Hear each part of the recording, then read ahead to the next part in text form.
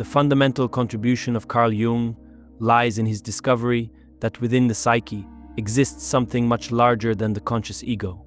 Jung called this greater entity the self, the objective psyche, and the inner image of God, among other terms. It's a vast, autonomous presence within us, yearning to experience itself through the human form and engage with the human world. It seeks its expression, whether we are conscious of it or not, and whether we are willing or not. One religious metaphor that captures this phenomenon is the Christian theology of incarnation, the concept of God becoming human. This metaphor expresses a profound psychological truth. As Edward Edinger observed, Christ is the paradigm of the individuating human ego.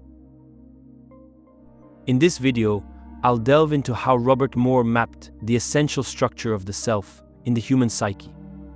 He identified 4 central archetypes through which the self strives to express itself in our lives: the king or queen, the warrior, the magician, and the lover. Jung used the term archetype to describe deep autonomous structures within the psyche. These patterns are not personal creations of the ego, the conscious I. They exist independently and exert immense influence on us, shaping our behavior, thoughts, and emotions, whether we are aware of them or not. Jung observed that when the ego fails to connect meaningfully with these archetypal forces, the result is often illness, symptoms, or crises. These disturbances are the psyche's way of forcing the ego to confront and integrate these hidden realities. This integration, however, is far from simple. Jung, along with Edinger and Moore, emphasized that archetypes are imperialistic by nature. Each one demands all of your attention, much like a child clamors for the undivided focus of their parents, growing jealous and enraged when attention shifts elsewhere. These archetypes act like gods, vying for total control of the personality. The ego's task is to act as a mediator, balancing these powerful forces and differentiating itself from them. It must find a way to honor and channel these energies without being consumed by any single archetype. This involves crafting a conscious way of life, a vision and a wise and effective path to manifest it, down to a schedule that ensures time, energy, and attention are distributed in a balanced and intentional manner. Identifying with an archetype can lead to a detachment from human reality and even psychosis. Conversely, alienation from the archetypal realm may result in chronic depression, profound existential loneliness, a lack of purpose, and a life stripped of meaning. This is the heart of the human journey, to integrate these archetypal energies without being overtaken by them, and to channel their immense power into the world in a balanced and life-affirming way. It's essential in the individuation process, reaching a point where no archetypal force can dominate you, and you can embody their qualities without losing yourself in them. Ultimately, this is the human mission in relation to the objective psyche, the self: to take a conscious stand, to hold a steady, balanced attitude in the face of life's vicissitudes and tragedies, and to channel these vast energies into a life of purpose and meaning. To contribute the gifts of your unique individual nature, which originates in the self and is always guided by it through the highs and the lows of life. To consciously contain the opposites within, in a mature way that isn't acting out destructively upon ourselves, others, and the world. This is not just theory but a practical journey aimed at integrating these deep forces that live in the collective unconscious so we could fulfill the human potential that is present in each of us. At the heart of this exploration lies the archetypal self, the deep, organizing principle within each of us. Jung described the self as a wholeness that integrates all parts of the psyche, symbolized by the sacred union of opposites, what he called the conjunctio, or the marriage of king and queen. This union is not just mythic, it's a profound psychological process. It's about bringing balance to the chaos that surrounds and sometimes overwhelms us. Comparative mythology and anthropology have expanded our lens, showing us how archetypes like masculinity, femininity, and the self manifest in diverse ways across cultures. These archetypes are not static or confined to one interpretation. They are dynamic and complex, offering insights into the many facets of human experience. Let's dive into the 4 archetypes that Robert Moore points to As the central patterns, the self manifest through us, human beings, in their light and shadow forms. The king and queen archetypes represent the central pillars of stability and purpose within the psyche. When this energy is well developed, it creates a sense of calm, clarity, and confidence. The king or queen provides a stable inner authority that helps us face life's challenges with grace and composure. This energy allows us to feel centered, like we are standing at the axis mundi, the center of our own psychological universe. From this position of balance, we can provide order, not only to our own lives, but also to the chaos that often surrounds us. However, when there is insufficient conscious connection to these energies, they manifest in their shadow form. This often appears as arrogance, narcissism, or a fragile need for validation. In this shadow state, individuals may project an image of confidence and authority, yet they are deeply vulnerable to criticism. Their sense of self becomes dependent on external applause, leaving them unstable and prone to anger when their image is challenged. The lesson here is that true strength and stability come from within, from a grounded connection to the king or queen archetype, rather than seeking validation from others. To cultivate this inner authority, start by developing self-reflective practices, such as journaling or meditation. These practices help you identify areas where external approval may have undue influence on your sense of worth. Regularly ask yourself, what decisions or actions align with my values and inner truth, regardless of others' opinions? Another practical step is to build confidence through small, consistent actions that demonstrate reliability and leadership, both to yourself and others. Start by setting and achieving realistic personal goals. These can be as simple as committing to a daily routine, finishing a task you've been putting off, or improving a specific skill. Achieving these goals reinforces your sense of competence and fosters an internal sense of stability. Additionally, adopt a mindset of patience. Understand that meaningful growth happens through slow, incremental steps, over time. Build a vision for your future self and life, and break it into manageable milestones. Notice every step forward you make. Bring to your consciousness the fact that what now is considered normal was once an aspiration. You can seek opportunities to step into leadership roles, even in small ways. Whether it's organizing a family activity, volunteering in your community, or mentoring someone, these experiences help you embody the king or queen archetype in a practical and impactful way. Balancing this archetype also involves learning to accept constructive criticism without allowing it to destabilize you. This requires separating your identity from external feedback, appreciating input while remaining rooted in your core values. Remember, people often project aspects of themselves they have not consciously recognized or integrated. In many cases, you may find yourself serving as a mirror for these projections, reflecting their unmet needs or unresolved conflicts. This dynamic is not accidental. It is an opportunity for them to become aware of the inner work they need to undertake to grow and heal. So try and remain centered, and take criticism with a grain of salt.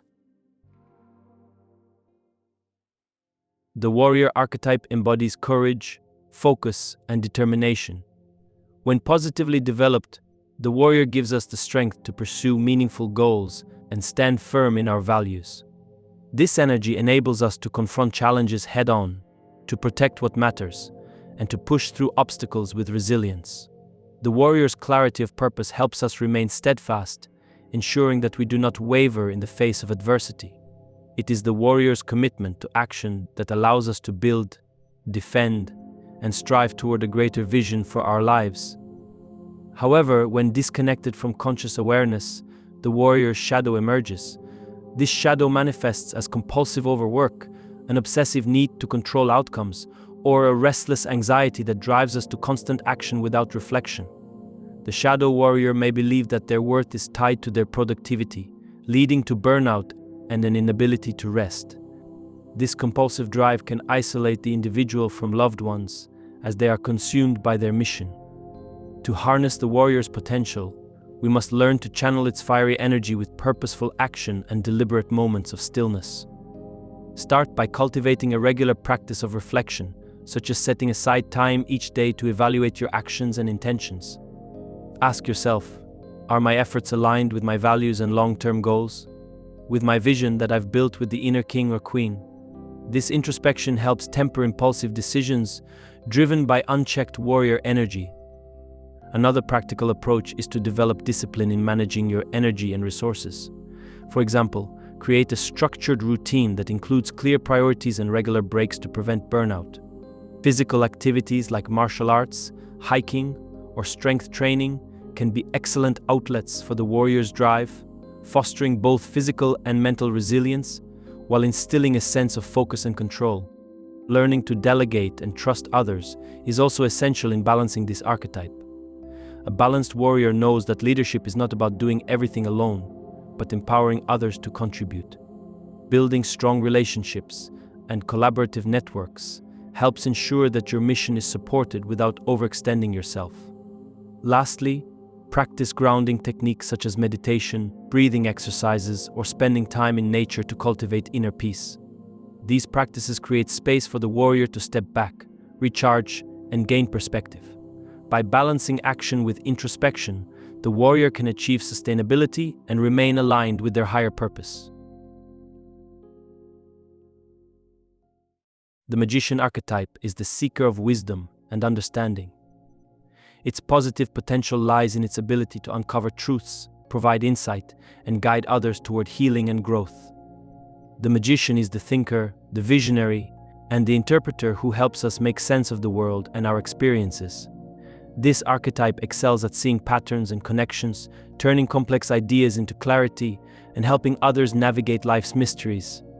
In its most developed form, the magician uses knowledge not for personal gain, but to empower others, fostering a deeper understanding of life's complexities. Yet, without adequate conscious development, the magician's shadow emerges. This shadow appears as detachment, arrogance, or an overemphasis on intellect at the expense of emotion. An inflated magician may prioritize knowledge over connection, becoming cold and analytical, seeing people and relationships as puzzles to solve rather than connections to nurture. This shadow state can lead to isolation, as the pursuit of understanding eclipses the need for human connection. To balance the magician's energy, we must consciously align our pursuit of knowledge with empathy and a sense of service to others. Start by examining the purpose behind your intellectual efforts. Ask yourself, how can my knowledge benefit not just me, but the people around me? This intentional reflection redirects the magician's energy toward constructive goals. For example, if you are solving a problem or studying a new subject, consider how your insights can be shared to uplift others or solve broader challenges. Another key practice is to integrate emotional intelligence into your intellectual pursuits. When engaging with others, listen deeply and strive to understand their experiences and needs, rather than imposing solutions or theories.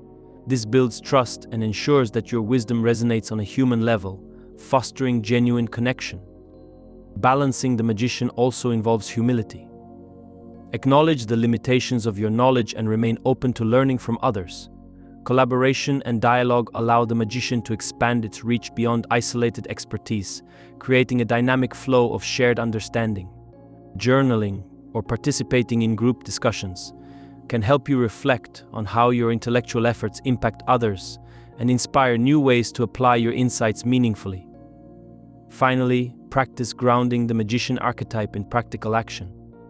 Turn your ideas into tangible contributions, whether through teaching, mentoring, or creating tools that others can use.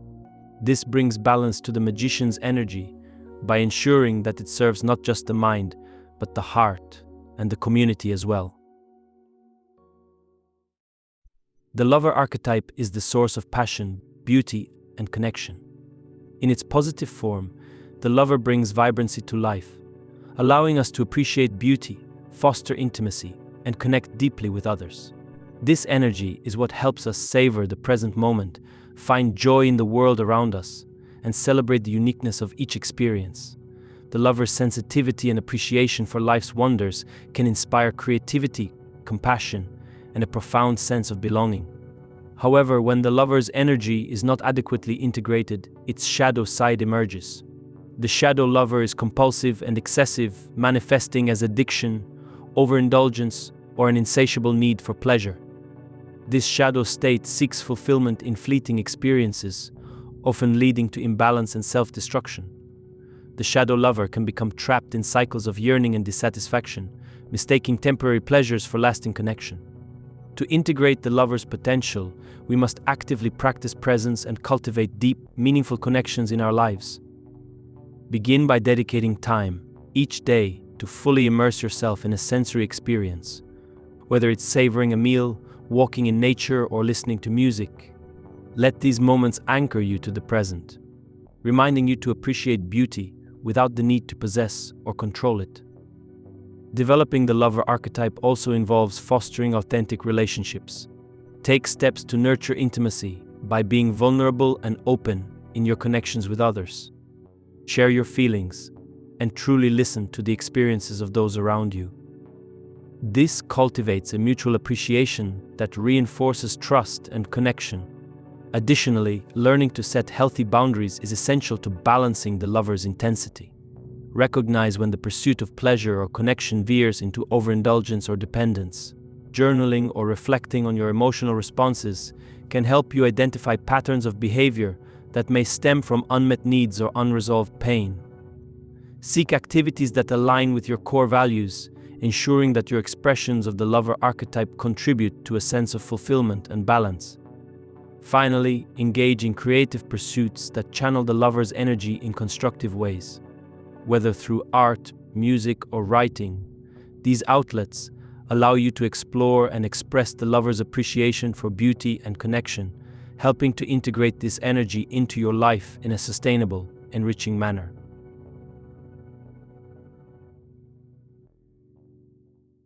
Jung illustrated the eightfold structure of the self in his later work, Ion, though he had put more weight on his typology, rather than fully developing the eightfold concept. Toni Wolff, Jung's collaborator and an insightful thinker, ventured further into the exploration of this structure. Her detailed work on archetypes deeply influenced Robert Moore, who regarded her as a guiding figure in his research. This broader framework invites us to explore how these archetypes interact within us. Each life experience activates specific patterns, shaping how we respond to challenges and opportunities. By mapping this inner geography, we can better understand ourselves and move toward greater integration and balance. The eightfold structure reminds us that our psyche is expansive and intricate, requiring conscious effort to align its many parts. Ultimately, the goal is to harmonize these archetypal energies through what Jung called the sacred marriage. This is the union of opposites: king and queen, warrior, lover, and magician. When these forces are in balance, we become whole. We can stand with grace in the face of life's chaos, rooted in a deeper sense of purpose. This sacred marriage is not about erasing differences, but about integrating them, allowing each archetype to contribute to our growth in its unique way. These archetypes are more than abstract ideas, they are living energies within us. They shape our behaviors, our struggles, and our growth. Understanding them is not just an intellectual exercise, but a path to self-discovery and transformation. As we walk this path, may we learn to honor all parts of ourselves, to temper the warrior with the wisdom of the magician, to balance the passion of the lover with the stability of the king or queen. Each of us should strive to examine ourselves as objectively as possible. We can begin by reflecting on our patterns and behaviors in order to identify which archetypes might be overly dominant in our lives and which are underrepresented. Balance requires consistent conscious effort, but is profoundly rewarding, leading to greater self-awareness and a more harmonious life. Ultimately, this journey is the fulfillment of the psychological and spiritual task entrusted to each of us. Let us embrace it with courage, curiosity, and compassion. Thank you for listening.